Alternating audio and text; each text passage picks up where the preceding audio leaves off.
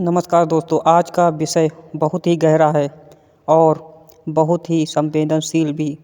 जब हम ईश्वर शब्द बोलते हैं तो अलग अलग लोगों के मन में अलग अलग छवियां उभरती हैं। किसी के लिए कृष्ण ही की मुरली की मधुर ध्वनि ही ईश्वर है। किसी के लिए शिव का ध्यान और तप ईश्वर का स्वरूप है। किसी के लिए राम की मर्यादा और धर्म ईश्वर का रूप है और किसी के लिए यीशु का प्रेम, क्षमा और त्याग ईश्वर का सच्चा स्वरूप है।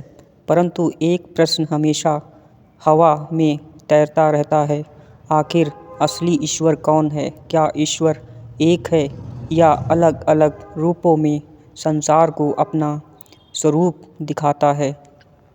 भाग 1, ईश्वर की परिभाषा। दोस्तों, सबसे पहले समझना जरूरी है कि ईश्वर एक नाम नहीं है या एक पद है, एक दिव्य शक्ति का संकेत। ईश्वर का अर्थ है जो सर्वशक्तिमान हो, जो सर्वज्ञ हो, जो सर्वव्यापी हो, जो अनादि और अनंत हो।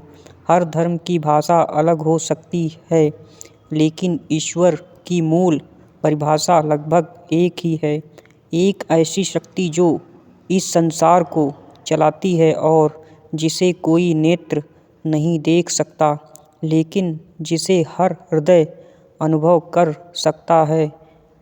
हिंदू धर्म की दृष्टि से हिंदू धर्म बहुत विशाल है। यह कहता है कि परमात्मा एक है, लेकिन वह एक ही शक्ति भक्तों की आवश्यकता, भाव और भक्ति के अनुसार अनेक रूपों में प्रकट हो सकती है। जैसे कृष्ण प्रेम, करुणा, ज्ञान और जीवन की मधुर संगीत धारा का प्रतीक।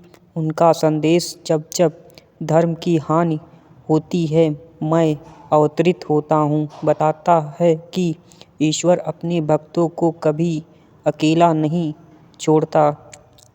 शिव योग्य, ध्यान, विनाश और पुनर्निर्माण का महाबल।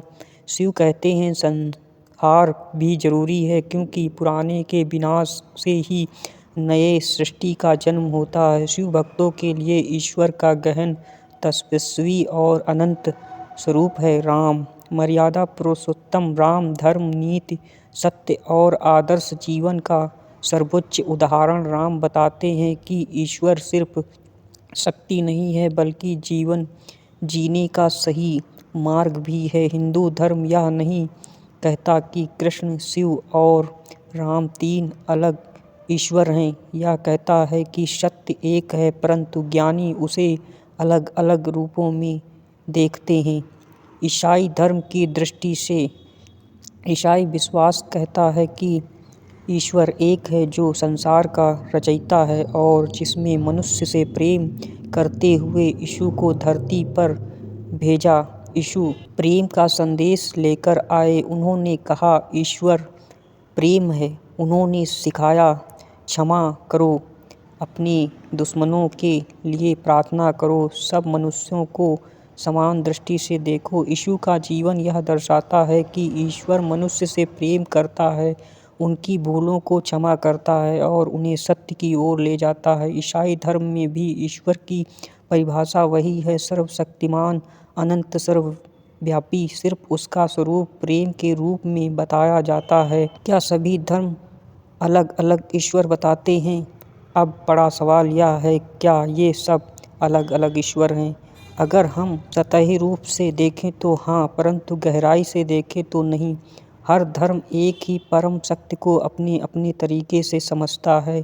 जैसे एक ही सूरज को कोई सन कहता है, कोई सूर्या, कोई सूरज या सरोज। नाम बदला, स्वरूप नहीं। एक गहरी आध्यात्मिक सच्चाई। दोस्तों, दुनिया के हर धर्म में एक बात समान है, ईश्वर प्रेम है, ईश्वर सत्य है, ईश्वर न्याय है और ईश्वर सबका है। कृष्ण प्रेम सिखाते हैं, राम धर्म सिखाते हैं, शिव ध्यान सिखाते हैं, यीशु क्षमा सिखाते हैं। लेकिन क्या आप देख रहे हैं, संदेश सबका एक ही है, मानवता, भलाई, सत्य, प्रेम। यही बताता है कि कि सत्य एक है, लेकिन उसे देखने की दृष्टि अलग-अलग हो सकती है। असली ईश्वर कौन है? तो दोस्तों, असली ईश्वर कौन है? असली ईश्वर वह नहीं जिसे आप किसी फ़ोटो में देखें या किसी एक नाम से बुलाएं। असली ईश्वर वह है जो आपके दिल को शांति दे, आपको बुराई से दूर रखे और आपको दूसरों के लिए प्रेम से भर दे। कृष्ण हो, शिव हो, राम हो या यीशु, ईश्वर का स्वरूप भले बदले लेकिन उसका सत्य नहीं बदलता। वह सत्य, प्रेम और प्रकाश है। इसलिए ईश्वर को ढूंढने के लिए बहस मत कीजिए, उसे अपने हृदय में महसूस कीजिए, वही आपका असली ईश्वर है। अगर यह वीडियो आपके मन को छू गया हो तो इसे लाइक करें, शेयर करें और कमेंट में बताइए आपको असली ईश्वर किस रूप में सबसे अधिक महसूस होता है। धन्यवाद दोस्तों। प्रेम, शांति और प्रकाश आपके जीवन में बना रहे।